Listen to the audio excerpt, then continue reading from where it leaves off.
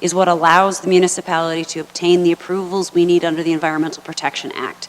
So should we implement the preferred solution, we followed that process and we're able to have those approvals. If council disagrees with the, and I don't know if the right term is disagrees, but I guess the best phrase is not desirous of implementing the preferred solution, there are certainly methods through the class environmental assessment where we can go back and do that. Why was it recommended for closure? There's a whole, there isn't one particular item, and it's not a staff recommendation. It's the process. There's weighted criteria, and so it'll be a huge factor.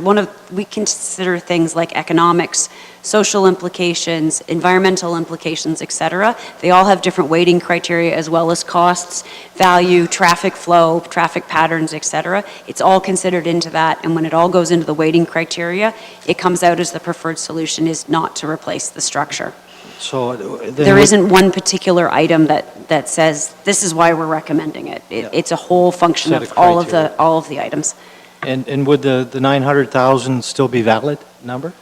Through the chairman to council, I don't know at this point, because the preferred solution is to close it. That would be the costing that would have been used. So as part of our report that would be coming back to council, we would obviously be looking at some preliminary estimates for that as well. Okay, and is this one of those pony truss bridges? No, it's not. It's not one of those? Nope. Okay, thanks. Councillor Brunton, please.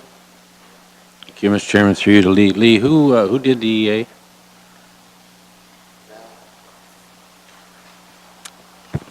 Was it? I believe this class environmental assessment was done by Valley. So could we get a copy of that report? Absolutely, it's accessible as it was part of the 30-day review period. We can certainly provide that. And then, like, I'm not disagreeing with Councillor Height. I just, you know, we're talking probably upwards to $1 million by the time we get around to it. And you know, geez, nothing against his ward, but if we can close a bridge, it's a big expense. And I'd just like to see what the EA report really said inside and go from there.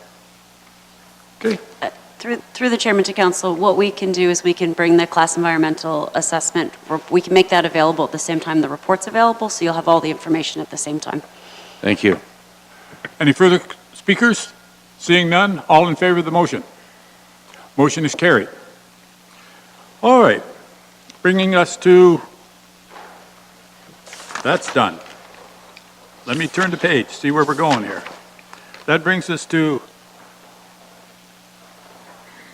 the next one would be the inclusion of CPI index. Is that where we are? Okay, who would like to do with this one? We're on page 183 for council.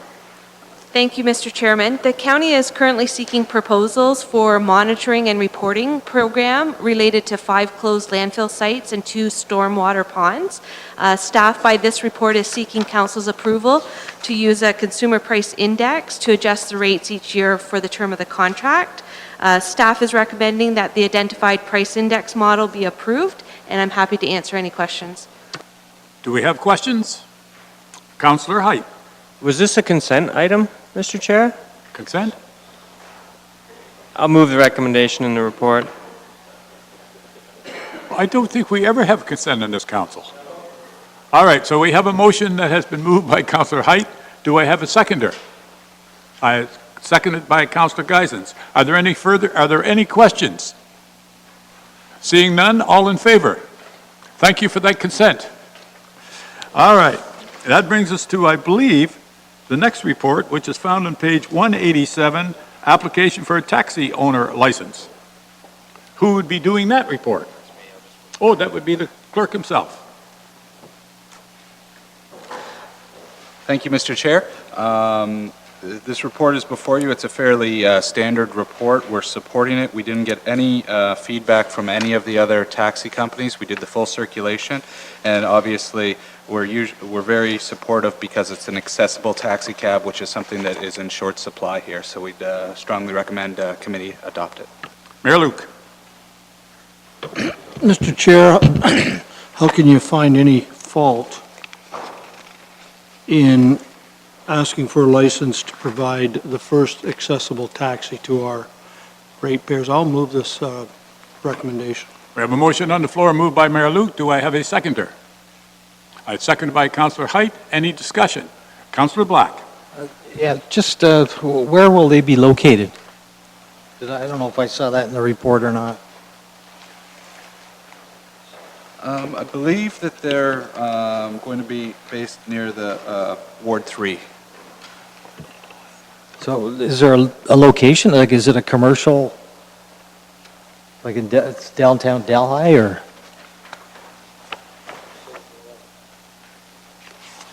I will have to check in with the licensing officer, but I can email those details to Okay, you. but part of the criteria, if it is in a downtown location, they have to provide off-street parking? Is that right? Yes, we're very careful now with making sure that all businesses are run out of appropriately zoned areas, so I'm sure that the home base of it would be in an appropriate area, or if they are in a downtown area, they have to provide off-street parking. Okay, so, and it's just the one cab that they're licensing, and it's just the accessible one? It's not like a whole fleet or anything? Yes, it's just the one cab. Just But the one cab? Within our taxi cab licensing, after you approve a business, there's no limit on the amount of cabs that they can get, so each business can expand or shrink as they need. Okay, well, that is my question.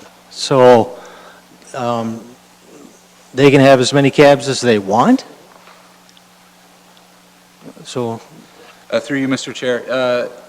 Yes, ultimately, the taxi, we haven't ever gotten to a place in Norfolk County yet where there's been complaints about the number of taxi cabs. If we did, we do have every option to go and review our business licensing and put in measures to restrict or place limits on the amount of taxi cabs. One of the interesting things is that starting in this April, there's new requirements for all our cabs to be under 10 years old or get under 350 kilometers. So we're trying to get some of the older cabs off the road. So I think that we're asking the taxi cab industry to really put in a lot of investment right now. So I don't think we're probably facing a situation where there's going to be few less cabs next spring than we currently have. okay, well, Mr. Chairman, I do worry sometimes about the cab industry and how many there are, and I know you can't regulate competition, and I guess it regulates itself these days, but certainly if you have a glut of cabs, then it's going to affect somebody. Somebody's going to close, so anyway, thanks. Thank you. Councillor Oliver. Thank you, Mr. Chairman. Councillor Black's questioning kind of made me think about this, and I thought I understood this recommendation in the staff report, and perhaps I still do, but this applicant is asking at this point for a taxi cab owner's license for one accessible taxi cab vehicle, correct? Through you, Mr. Chair, yes. Okay, and then as soon as this person, and we don't charge a fee where it's an accessible taxi cab, I gather we waive the fee for the license. Yeah, generally it's $70 less a year. Okay, and in this case, there is no charge for accessible drivers. So maybe I'm confused on that point. Does he still pay the taxi cab licensing fee of $70 even though it's an accessible cab that he's going to be running? Through you, Mr. Chair. He still pays the business licensing fee annually. That's the $70. Yeah, and he Okay. still pays for his drivers separately. Okay, So he pays his drivers, but we don't charge. we just don't charge for the vehicle. Okay, gotcha. Then if a month after he gets his license and he's in business, he wants to put another normal, if you like, or non-accessible cab on the road, here's where Councillor Black's question becomes relevant to me too. Can he put as many, quote, non-accessible cabs on the road as he wishes as soon as he's got his license? Through you, Mr. Chair, yes, there's nothing after we approve the business licensing to prevent Okay. additional cabs from being All right. licensed. They just have to meet all of the requirements. Okay. And so do you think it was just a clever strategy on his part that his application specifically only talked about the accessible one, that we as council are going to be more sympathetic to that than we would have if it was for a license just to start a new cab business? Or I'm puzzled as to why he would have only come forward wishing to, as he puts it, obtain an accessible taxi cab business license. Through you, Mr. Chair, there have been a few very similar ones to this in the past 3 or 4 years, I'd say, where individual owners, operators, get their own business license. And generally what happens is they provide a limited service close to the area where they reside. So they'll work minimal hours, or they'll have a pager, and they don't generally have a large business operation. So it isn't uncommon for us to see somebody come forward, or council to see somebody come forward with just one vehicle, and just to maintain that one vehicle for a number of years. Okay, and quite honestly, that would be my hope, is that that's really all the business is intending to do is accessible. But I realize, I guess, as soon as we pass this, we've opened the door for him to bring a whole fleet in, should he choose. Yeah. All right, thank you. Back to you, Councillor Black. Should have asked, and I don't know if you have this information handy or not, Andy, but if you don't, can you send it out in a memo, how many companies there are, and how many, they do have to register how many vehicles they have with you, do they not?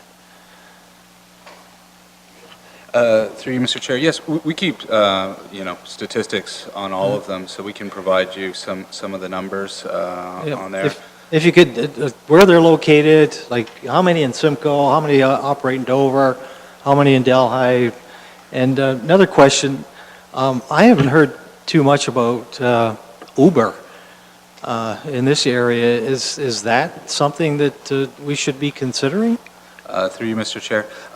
One of the stances that we take with Uber is that our licensing fees for taxis are so low that anybody can go forward and get licensing through us. So we are saying that if Uber decides to come to Norfolk County, that they should be appropriately regulated.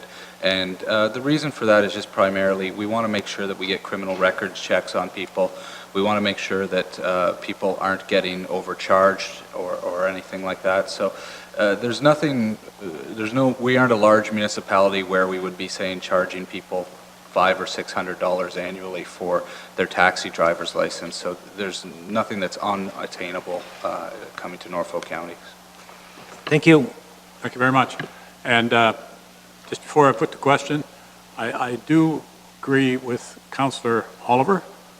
Here's a person to come in with asking for a license for one accessible cab. I wouldn't have any problem if he was having 2 or 3 accessible cabs. But if he can, because that's what he's coming in for, accessibility, and that's what we're basing it on.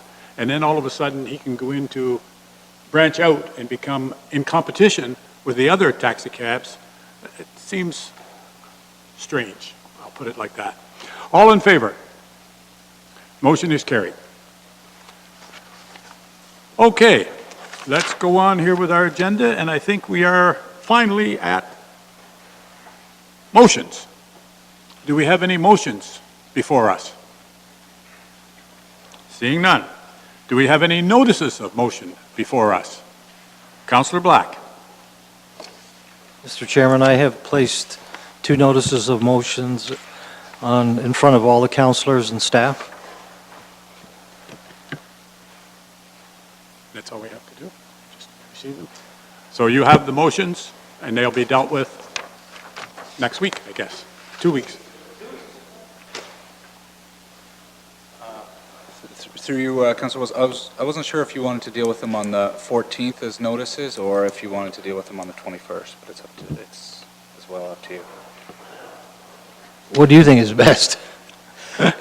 It's the same regardless. It all gets approved on the 28th regardless. Yeah, exactly. So, I mean, if you can discuss it in 2 weeks, I don't know. In 2 weeks, I guess, Okay. from committee to committee.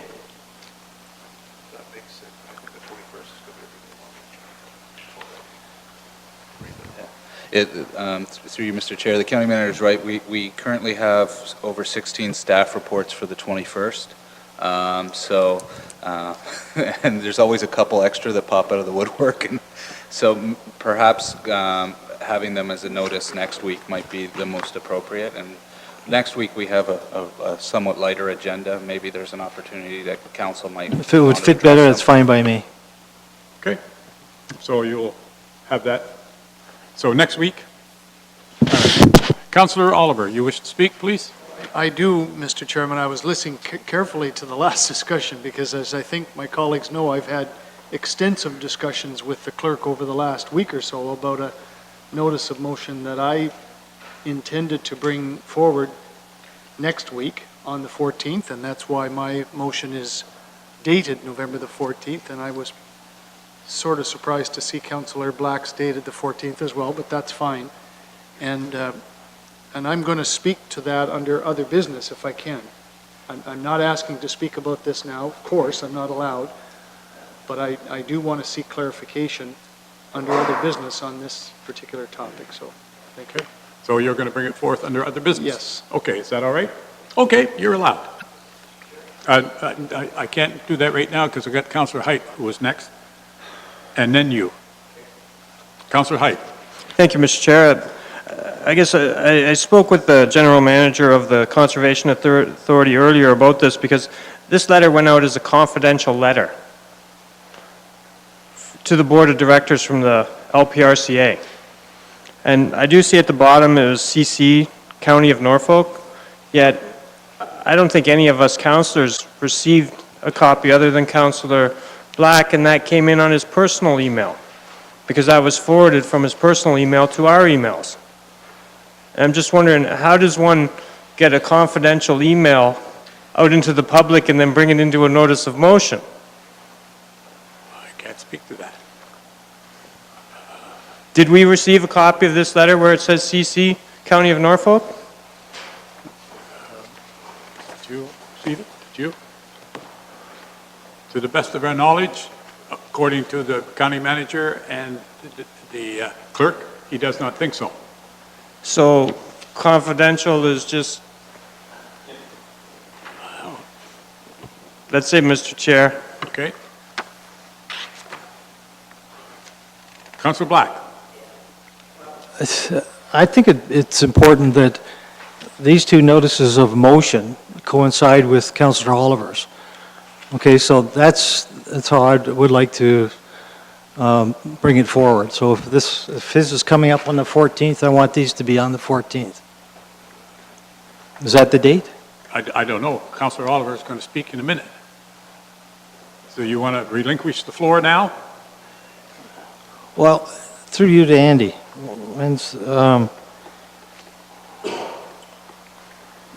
Well, how can a notice of motion come up next week? It takes 2 weeks. I don't get this. Through you, Mr. Chair, we obviously don't have any notices of motion before us tonight. Perhaps we could just proceed into other business, and then we'll entertain these questions under other business. Just procedurally, because we're discussing notices of motion that aren't actually before us right now. Okay. So you want to forget what we are talking about and wait until other business? Is that what you're saying? We could just resume the conversation right now under other business. Well, it might be, wait till we see. Did anybody else have a notice of motion? None. All right, now we're on other business. All right, Councillor Black, we're on other business. Back to Andy. Sorry, just moving the agenda along. Okay. Now, you'll correct me if I'm wrong, Councillor Oliver. My interpretation of what Councillor Oliver wants to do, and we had discussed at length last week and kind of worked out, is that on the 14th, he desires to move a 2/3 waiver of the rules to have his notice of motion proceed as a motion, so that council would consider it next week as a full motion and have a vote on it.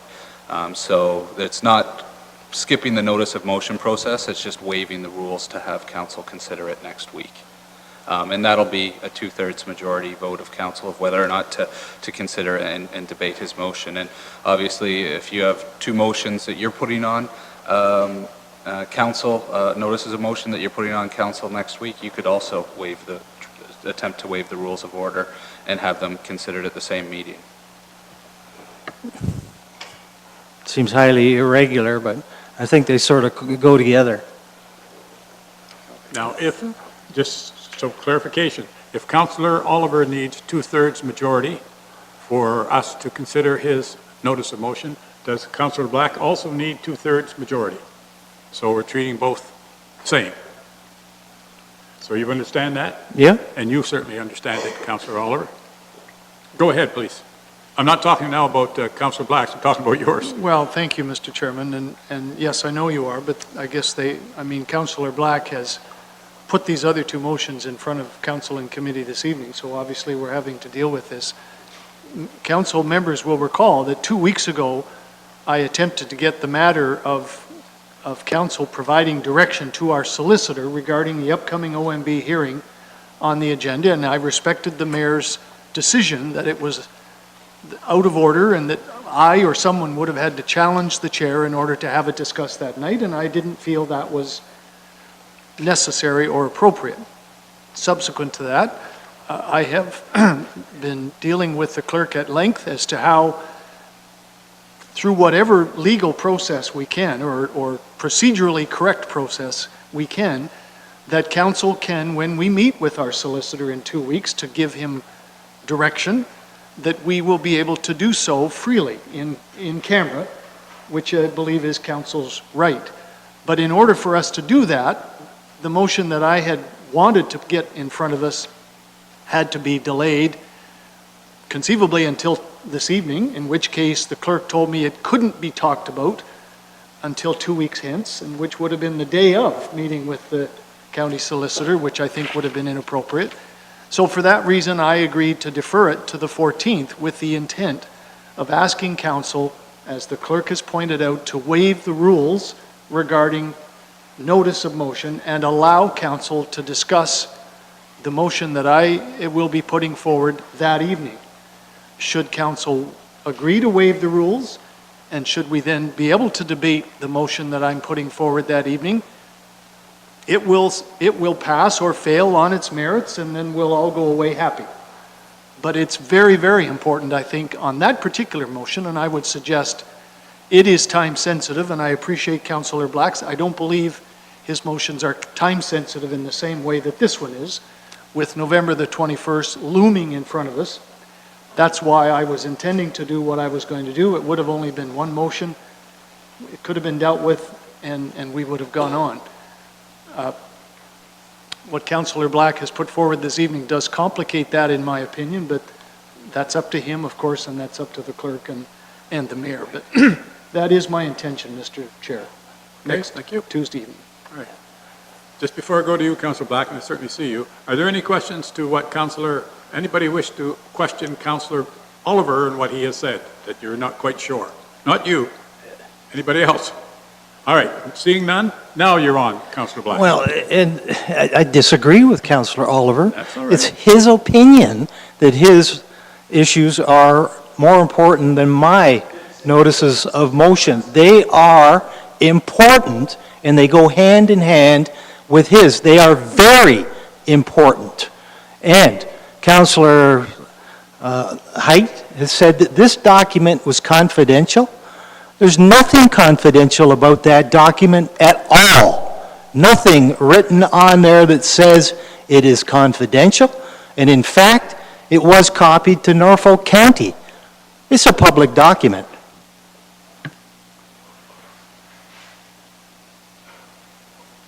Okay. Councillor Oliver. Chairman, just in my own defense, I did not say to my colleague that his proposal or motion was not important. I said, in my opinion, it was not as time sensitive. There's a difference.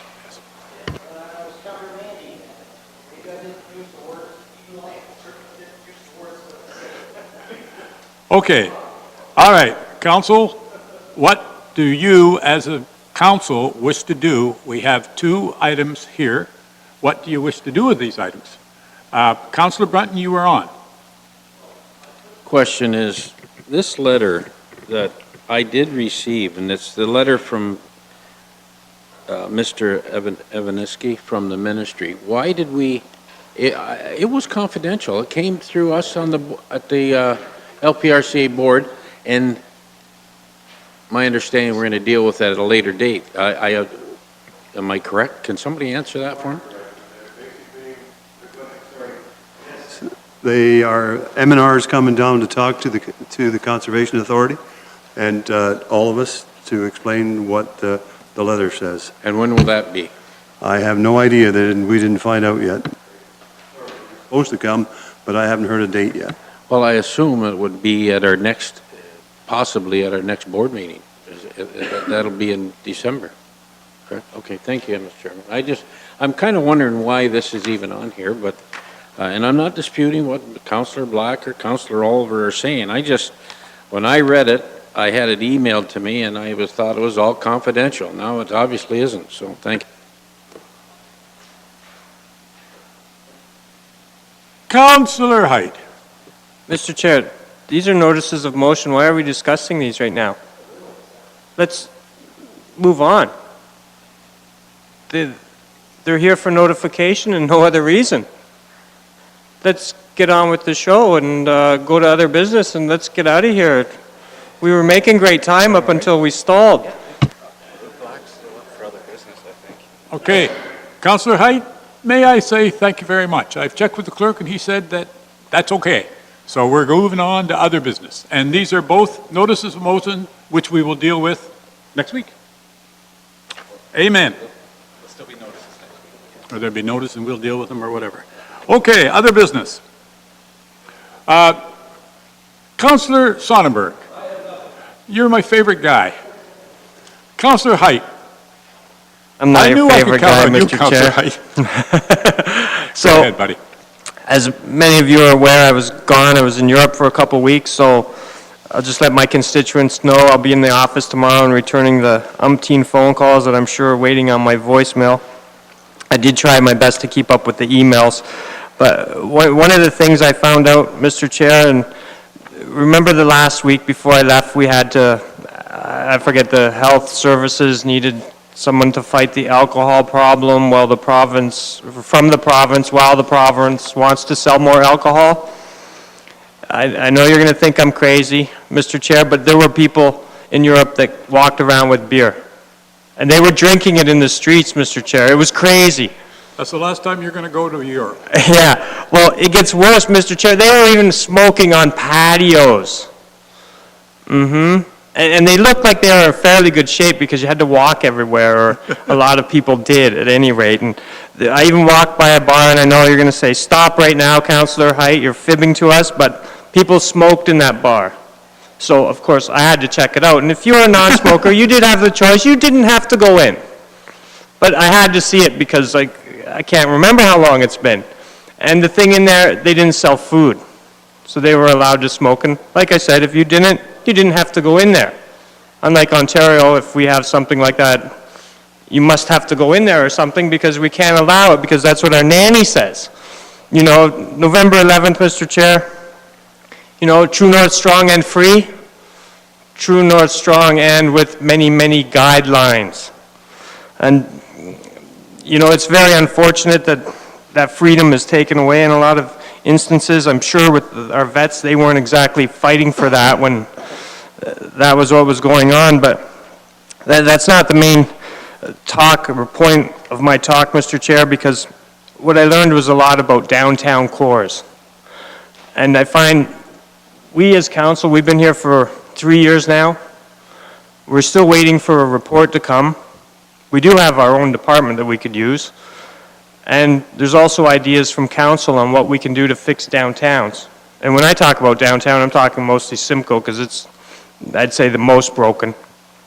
And we haven't done anything there, Mr. Chair, and we haven't done anything for Canada's 150th birthday. We just spent $40 million in capital projects. We ripped out the 1967, I think it was, fountain at that park a while back, but we haven't done anything and we haven't come up with any plans. And that was one of the things that didn't sit well with me with the capital budget. We're going to spend $40 million and there isn't a lot of enhancements or new things for for the people. One of the things I noticed in the downtown in your cores, you have a place for people to go. And it's not a park. It's a shopping spot where they have streets closed off, like say Robinson, for example. And you would have vendors set up there, and it would be just walk-by traffic. And what does that do? It brings business traffic to your stores. And it's really quite a simple solution. And you could do some things like that. And I don't know if we're ever going to have something brought forward from staff to give us some wow factor for Canada's 150th birthday yet. We still got a little bit of time. Or something from our downtown core. And maybe that's a conversation this council needs to have instead of arguing over notices of motions and all the rest of this stuff. Maybe we need to move some business forward. And I don't see that now. We're just kind of status quo right now, waiting and waiting. You know, Mr. Chair, I'm not that patience of a guy, right? I've noticed that. Have you? So I'm hoping at some point in time, maybe before the year end, we could put some money in the budget for something fun. You had your fun over in Europe. Yeah. Smoking and drinking. I know, and I want to bring it back and share. Thank you. Anything else? That's it, Mr. Chair. Councillor Geisens, might I have the honor of asking you if you have any other business? I have nothing. Thank you very much. Councillor Columbus. Well, Mr. Chairman, Councillor Height talked about his trip to Europe. I'll maybe highlight, I spent a couple weeks there too. Not with him though. But anyway, I just wanted to share with you that I found it interesting that you could buy a beer for the equivalent of $3 Canadian, but a cup of coffee was $4.50 equivalent Canadian when you equated the euros. And when you wanted to use a public washroom, you basically had to pay half a euro, which is the equivalent of 75 cents. That's kind of interesting sometime. A few other things I wanted to mention here. They're all from my ward, and Councillor Height mentioned about Canada 150. There were several celebrations about Canada 150 by that volunteer group. They had some federal provincial money, I believe. The last one that I attended was at the Delhi Tobacco Museum and Heritage Center.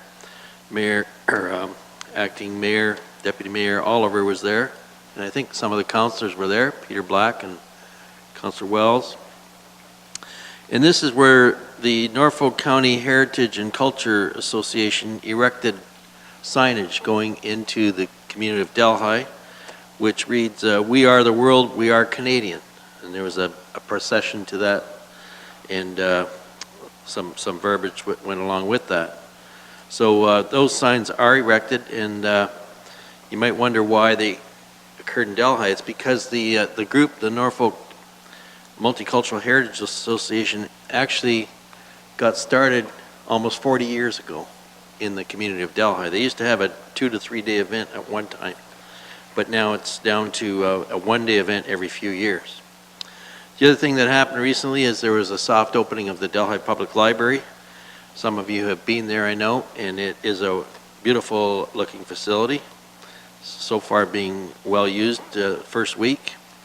There was $200,000 to be raised by the community. I heard that they're $21,000 away from reaching their goal for this major project. And there will be an opening into the future, an official opening. And the other item is the mini murals. County sponsored one of them, I believe, and 7 of them are up, and they are depicting historical landmarks of the Delhi community. It takes a while to read those boards, but it's very interesting reading. And on Saturday, November 11th, I will be participating on behalf of council at the Remembrance Day service in Delhi. Thank you. Thank you, Councillor Columbus. Councillor Oliver, do you wish to enlighten us? Thank you, Mr. Chairman. I've got 3 quick things that I'd like to bring forward. First of all, I was happy to represent the Mayor and Councillor Height at the Remembrance Day service in Port Rowan on Sunday. Of all my years here, I'd never been to that service, and they have it at the community center, and it was a very, very good Remembrance Day service, so thank you for the chance to go. Last evening, Mr. Chair, we had our 5th of 6 public consultations on recreation facility needs in Delhi, and it was well attended, and I just wanted to publicly remind everyone that the 6th and final consultation meeting of our subcommittee that Councillor Geisens and Councillor Black and I sit on is next Monday evening at 6:30 gathering, 7 o'clock starts officially here in Simcoe at the Legion on West Street. And my final item, Mr. Chair, 2 weeks ago when we dealt, possibly even 3 weeks ago, when we dealt with the Nightingale application regarding their request for zoning relief around the small 8-acre parcel, and the big discussion we had about personal use and designated person marijuana operations, I was going to, by the end of that meeting, bring up again the fact that we needed to give direction to our staff, namely Mr. Baird as lead and the whole team that are coming back with recommendations on how to deal with these things. And Mr. Chair, I'm just anxious that we indicate to them that it would be very important for us to have their recommendations before the Nightingale application comes back. You recall we deferred it for 3 months, which we have the right to do. And I'm, for one, anxious, and I think all of council is, that we get some options available to us specifically on that, and not talking about the, sorry, Mr. Baird is still here? Yes, he is. Yes, he's here. Sorry, Chris, I don't mean to have my back to you.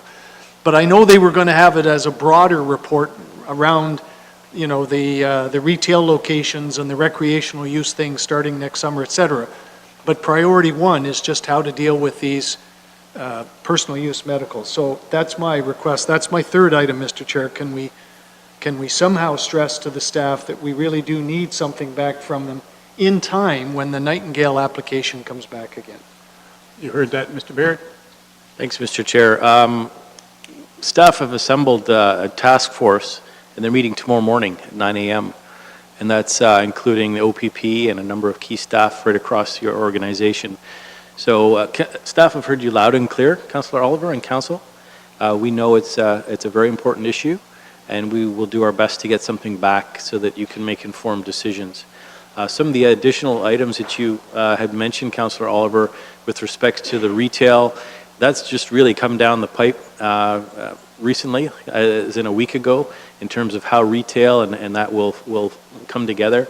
I know there'll be more on that, and I believe it's the July 1st, 2018 date. So there'll be lots of information that we will research and bring to you to keep you informed. We're struggling as well. So we'll do our best. We've heard you loud and clear. Thank you very much, Mr. Baird. Thanks. Well, while we're over here, Mr. Baird, do you have anything for other business? Nothing this evening, thank you. Mr. Y, anything for other business? Nothing from me, thank you. Mr. Johnson? Yes, through the chair, I just would like to announce that on Thursday, November 9th at 3 p.m., we will be having a tax sale tender here at the council chambers. We had 14 properties advertised, 7 of them have been redeemed, so there's 7 left for the tax sale tender. We will release the results of that tender on the website and also follow up with a memo to council with the results. Thank you very much. Mr. Dowling, do you have anything else for us? Mr. County Manager? I do have one item to provide some sort of update. Norfolk County operates an Emergency Management Program Committee. I know that's a long acronym, but Emergency Management Program Committee, it is statutorily mandated by the province. It meets 4 times per annum. Two things I want to point out about that committee. Firstly, we are looking for a representative from the business/industry sector. So that could be anyone from Norfolk County who works in health and safety at one of our larger corporations, or owns a business, community leader, business leader, that sort of, that type position. We're looking for that we have a vacancy, and as yet, staff have been unable to fulfill that vacancy. So I point that out to both before the media and to County Council. In the event you have friends, contacts, and acquaintances who you think might be able to offer something, this is the group of professionals who get together and sort of plan and keep our state of readiness at a fairly high level. The other thing I add is that we are taking a hard look at adding the gas well issue as a sort of ongoing. The Emergency Management Program Committee they sort of operate the same everywhere you go, at least basically conceptually. But we have a square peg in a round hole with this ongoing gas issue. And at the moment, we're exploring adding that as a regular item of their business so that there is at least some part of this corporate organization that's sort of keeping the topic in mind so that we have some basic degree of readiness and or some repository of knowledge. And so at the moment, that seemed like the best corporate response we have. So to reiterate, we are looking for a representative from the business/industry sector. And also we are looking to expand their reach or their activities into addressing gas wells. Thank you. Thank you very much. Before I go on this side, it's been a long time since we had that other business, and I'll do my other business and then we'll keep going. I had a call from Don Long, who lives in Port Dover, and he heard our debate with regard to the sidewalk on the Evergreen Hill next to Holy Trinity School to service that. And I know we talked about this, but I couldn't remember what we said. And his question was, why didn't we look at having a barrier as we do in Port Dover on Highway 6? And his question was, Highway 6 must be busier than Holy Trinity, and our kids, and they're just K to 7, K to 8, being serviced by that. And I said I didn't know, and he actually went out and measured and said that it is possible for us to do that. And I know we made a decision, but either he's listening or I just want to get back with him, and I can't remember what we said. So if I could ask Ms. Robinson why we couldn't do that or why we chose not to do that, I can't remember. Through the mayor to council, through the chairman to council, as we know, guidelines and rules and regulations are always changing, and what we have in Highway 6 in Port Dover is no longer deemed to be adequate. It's substantial cost to do the actual barrier that would now be required between traffic and that pedestrian, and the cost would be prohibitive. Well, not prohibitive, but at the end of the day, for a solution that would only last for about 5 years before we were proposing to reconstruct the road, it would be extremely costly for an interim solution. So basically, the rules changed. Okay, I can handle that, and I'm sure he'd be listening and he would understand that. I had another person, the person who ran for mayor last year also lives, one of the persons who ran for mayor last year last election, lives in Port Dover. His name is Jim Miller, and he called, and he's one person, and he wondered about these two things, and I didn't have the answer to that either. So maybe staff who are more clever than I have an answer. His union gas bill went from $54 a month to $99 a month for delivery charges.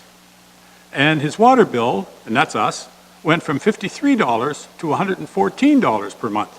And he's one person, and he just wondered, and I said, I don't know. Mr. Robinson, you have any help that I could give him? Through the chairman to council, I can't speak to the union gas. But from a water and wastewater billing, we don't charge a delivery charge. So if you'd like to contact staff, we'd be happy to go through his account and figure out what's going on with respect to that. But we don't have a separate delivery cost associated with our bills. Don't shoot the messenger. I'm only giving you the message. I'll give a call. And my next one is, I was very pleased to see last week that our concession got opened in Port Dover at the arenas, and I'm sure all the concessions hopefully are now open at every arena. And I must say the only fallout I had from that is I had a vendor who was interested maybe in applying for a permission to run our concession in Port Dover, and when he was confronted with a 54-page document saying these are the rules and regulations that you must follow in order to run this concession, to sell hot dogs, he thought that was rather overdone. And and he never submitted an application to run. I just wanted to bring that to the attention. That's maybe something we should look at. People who are trying to operate business and you give them that kind of documentation. And you can say it doesn't matter, but it does, because once you read that or don't read it, and it's in there, you're responsible for whatever is in that document. And then my other one here is, I see the provincial government, they're not concerned with the smell of marijuana. And I read that, and I thought to myself, here's another example of the downloading that we get from our senior levels of government. Because you know who is concerned about smell, and that is the people who live next to these places, and we are the ones who get the fallout, and we have no power. And people wonder why I'm leaving. I'm leaving because I have no power. All I have is, as Councillor, my friend Councillor Whitworth used to sit right there, and his famous line to me was, John, we around this council table are just a shit shield. And you know, the longer I sit here, the more convinced I am that we get all the flack. And he was correct.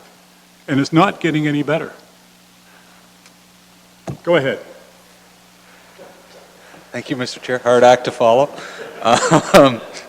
I would like to congratulate grade 5 student Lexi Cloette from Waterford Public School, who took top prize in the Norfolk County's 3rd annual local government program for her poster. We got 179 submissions, and Mrs. Stefan's class from Delhi Public School came in with the most submissions from one class, so they're going to win a pizza party, and Lexi will win an Indigo gift card.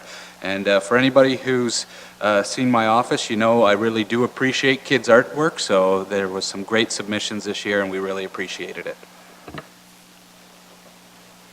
Ms. Townsend. I have nothing. Thank you. Ms. Van Dyke. Nothing further, thank you. What a wonderful, that's why I left this side. You see how wonderful they are? Ms. Robinson? I've already spoken enough tonight. Thank you, thank you. Councillor Brunton. I'm one of the more or less fortunate. I didn't get to go to Europe or wherever the other gentlemen went to. And I do get to Waterford and Brantford once in a while. And anyways, I had my hand up. I wanted to speak for a moment about what Councillor Oliver brought up and to Mr. Baird. And I did read, as many of you have, the emails flying back and forth about the cannabis, marijuana problems. And I did read the one where I think it's the LCBOs will not be allowed to put the cannabis sales in the LCBO, if I read that right. They have to have separate stores. And my concern right off the bat is, will they try to open up in our downtowns?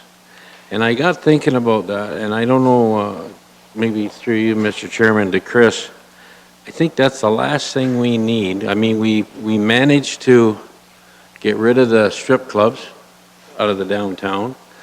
We still got the meth clinics, but we don't need marijuana shops in our downtown. So could we come up with an interim control bylaw similar to what we did with the strip clubs to prohibit that in our downtown? The reason I say that is, Jesus, that's all we need in the downtown. I mean, we got enough problems down there now that we don't need that. And I wonder, is that possible? Mr. Chair, I'll jump in first. I know Mr. Krebs has got some great advice to share with us too, no doubt. It's currently not legal, so it can't be permitted in the downtown area.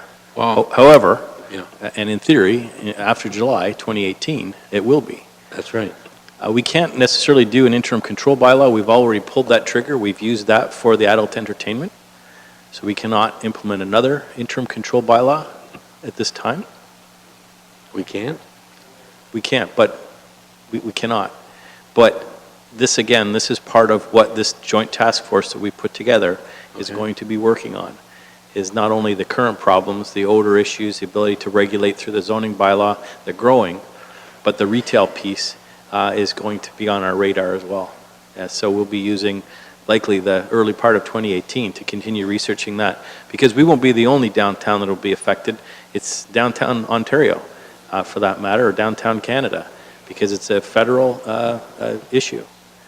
So on another note, and to deal with the issue, we at the Health Board deal with the smoking, anti-smoking legislation that we are, I think we employ about 3 people and spend I don't know how many hundreds of thousands of dollars. So now when we get the marijuana going, it's going to be this, are they going to give us money to the anti-marijuana smoking bylaws, I guess? I don't know. It's just ludicrous what's going on. And so I don't know. That's something that came to my mind, and I'm wondering if we could, something maybe your committee could at least discuss. Through the chair, it's definitely on our radar, for Okay. sure. It's not just about smoking cannabis. There's other forms Yeah. that could be purchased, but we'll be looking at it holistically, and we'll have information for you. And if you would apologize to Matt Vaughn, I was trying to connect with him last week over that issue, and I never got back to him, so. And I do have one other issue. You have the floor. I've been asked by some residents in Normandale why they don't get leaf collection. And we looked up the other day, I know there's a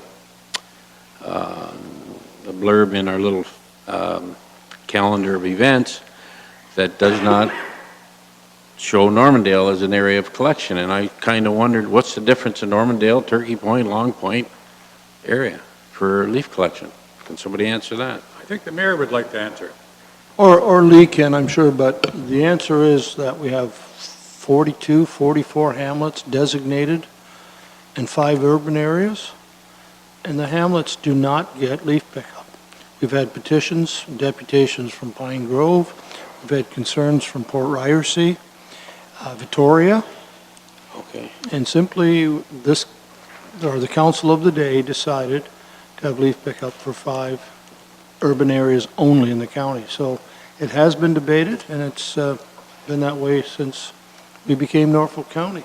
Well, when you say the 5 urban areas, but there are Turkey Point, Long Point, it's right in the flyer. It's in that little magazine that I looked at in, where was I the other day, and one of the staff pulled it out and showed it to me. Okay, I would, Mr. Chair, turn it over to Lee to, I wasn't aware, now that I'm thinking about it, I believe Turkey Point does get it. I didn't know Yeah. about Long Point. So I was under the assumption it was 5 areas, maybe there's more than 7. Don't know. Yeah. Through the chairman to council, catch basins. Sorry? Catch basins. That's what it was. We collect leaves so that they don't go into our storm drainage systems. So where we have a significant urban storm sewer collection system, we collect the leaves. Turkey Point and Long Point. Yes, Normandale? no. Which catch basin? They're mostly dry wells, they're not significant storm sewers. The areas were determined based on the purpose of leaf collection is to prevent the leaves from getting into our storm sewer systems. Okay, so am I correct that Long Point and Turkey Point are in Plainville? I don't remember the exact areas, but the areas are based on our storm sewer systems. Okay. And they're very clearly outlined where we collect them and where we do not collect them. There are several areas, hamlets actually, that have them privately collected. That we're aware of. The residents all get together and they contribute. I know in my neighborhood, my neighbors have gotten together, and I think we each pay $25 and somebody will come and collect all of the leaves for us. So I know that there's other areas of this municipality where they do the same thing. The residents have just chosen to get together to do that. Okay. But the driving factor for where we collect leaves is based on catch basins. Okay. Thank you. Councillor Oliver, on this issue? Yes, Mr. Please. Chairman, I thanks. remember And you. Appreciate Councillor Brunton bringing this up. This is an issue that I've raised for a number of years, particularly around Pine Grove, which I think was and is the largest of our hamlets with over 200 homes in it, still doesn't get leaf collection. So notwithstanding the explanation that we've been given, and Lee's absolutely correct about it, I think there was a point at which I put forward a motion to have it done in Pine Grove as a pilot project, and council did not agree with that. So we've been trying. I agree with Councillor Brunton. It doesn't seem fair because in those hamlets, they're gonna burn them, and then they make their neighbors mad because they're burning leaves in their backyard. So it is a problem, and I think somehow, someday, council will have to revisit it. Okey-dokey. Councillor Black. Thank you, Mr. Chairman, and just along with Councilor Columbus, just to say I was over at the library opening, went over right after the special meeting here as a member of the library board, along with Councilor Wells and Mayor Luke, and very impressed. I've been following it quite closely. It's a beautiful library now. It's wide open. There's lots of glass, lots of parking, all accessible shelves. You can see over them, and everything is accessible. The meeting rooms are beautiful. They're going to have a monitor on the sidewalk, and they've got kind of a meeting area on the sidewalk as well, across from Paul's Shoes. So I bet you it'll probably increase Paul's Shoes business there. And it's just a wonderful addition to downtown Delhi, and I'm quite proud of it myself to have been involved in it. And secondly, is on this weekend, Sunday, Councillor Oliver and the mayor, and maybe the mayor would speak more to this, but we went to the library here in Simcoe, and they were launching Grant Smith's new book on Passchendaele, and he's written all kinds of different books, and the library has a subcommittee that deals with a lot of the World War I things, and a quilting group, of which the mayor's wife was the president of, I guess. They did a couple of quilts, and you've got to go over and look at them. They are absolutely fantastic. I can't believe what they've done. The one is a replica of one that was done down in Port Rowan, I think during World War I, and it has all the signatures. They were able to put the actual signatures of the, I think it was 250 people from Norfolk County that died at World War I. It's on this quilt, and the second quilt was designed by Brad Bulch, and Brad, if anybody knows Brad from Simcoe, did a lot of art in leather. And as soon as I looked at it, I could tell it was his. So he designed it, but the quilters made it. And that, too, is just fantastic. So please, if anybody has the opportunity, they should go in there and have a look at these. And there's a better explanation about them and the group and how they did it and so on and so forth. So it was very, very awe-inspiring. Thank you, Councilor Black. Councilor Sonnenberg. Yeah, but I thought by now you'd have thought of something. Because I notice I'm in the same boat as you. As you get older, you can't remember very quickly. Mayor Luke, would you like to Thank you, Mr. Chair. I'll be very quick. lead us in the amens? Yeah. Go. I did circulate, sorry, Mr. Chair, you didn't get one, but I did attend on October 20 the WOWC Western Wardens Caucus meeting in Strathroy, boy, it's one of my typos. Anyhow, just a couple things, updates on the SWIFT program. It is moving ahead right on schedule. They have hired a CEO who's been appointed for the SWIFT project to oversee it. And he is Jeff Hogan. He is a IT director from Grey County with 11 years of IT in that position. And they also are working on the release of the RFP to get construction underway this spring. So it's looking good. We had a regional manager from the Ministry of Municipal Affairs. I'm not going through all these, just some discussion on Bill 148, as you know, the increase in minimum wage and some other things. And the ministry made it very clear to WOWC that the Premier is not budging on this item, that it will, in his words, be in place in the new year. Some highlights there I put down from Bill 168, which you will see amendments to be phased in starting January the 1st, and you know the first item at the top about our tax sale property. Kathy talked about that earlier, not about this specific thing. Yeah, I don't think I need to go through all of this. No. You can question me about any of these you like later, it's getting late. Second item and the third are related. I want to talk a minute, just for a moment, about Remembrance Day.